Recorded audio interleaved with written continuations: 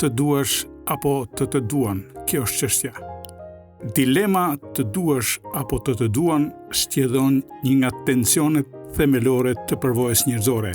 Cili është më i rëndësishëm, të ndjesh pasion dhe dashuri për dikë apo të jesh objekt i interesit emocional të dikujt tjetër?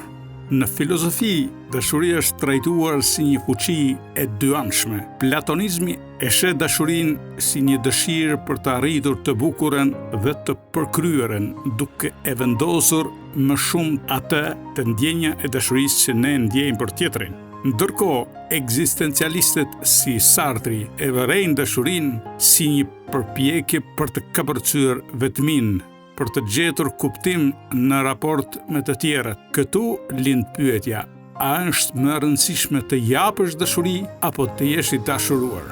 Nga një këndvështrim psikologjik, të duash një ndjenjë plotësie, por mund të jetë gjithashtu një burim vuajtje, sidomos nëse nuk është reciproke. Nga ana tjetër, të duan mund të sjellë ndjenjë sigurie dhe pranimi, por nëse nuk e ndjen të njëjtën dashuri në kthim, mund të krijojë boshtek ose ndjenjë faji. Psikologët si Erich Fromm theksojnë se dashuria është një akt vullneti dhe përkushtimi, dhe se lumturia vërtet qëndron në aftësinë për të dashur, më shumë se nevojën për të qenë i dashuruar. Shoqëria shpesh e favorizon idenë të qenit i dashur, duke lidhur atë me suksesin, popularitetin apo pranimin social. Megjithatë, letërsia dhe arti na mësojnë se ata që dashurojnë me të vërtetë dhe nëse vuajnë, arrin një nivel më të lartë kuptimi dhe ndjeshmërie. Nga ana tjetër, të jetosh vetëm për dashurinë e të tjerëve mund të lërë bosh nëse nuk e ndjen dhe nuk e shën vetë atë nga brenda. Në jetën e përditshme, njerëzit shpesh përballen me këtë zgjedhje në marrëdhëniet e tyre.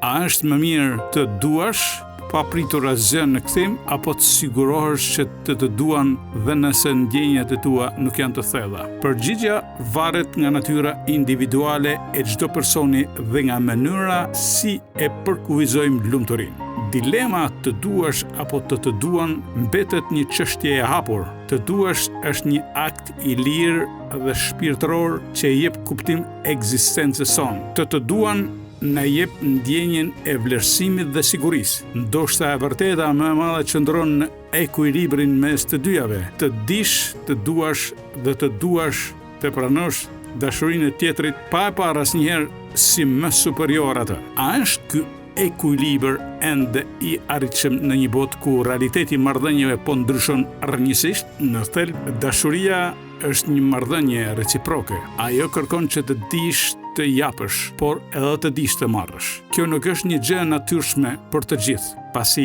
disa kanë prirje të japin më shumë, ndërsa të tjerët presin të marrin. Sfida e vërtet qëndron në krijimin e një harmonie ku asnjëra anë nuk ndihet më rëndësishme apo më e rënduar. Në një botë ideale, dashuria nuk duhet të jetë një peshore e detyruar, por një rrjedhë e lirshme e ndjenjave dhe veprimeve që pasqyrojnë për kujdesjen e ndërsjellë dhe përfshirjen emocionale dhe ndjesore mes dy partnerëve. Problemi lind kur njëri ndjen se është ai që jep gjithmonë, ndërsa tjetri thjesht merr pa reflektuar.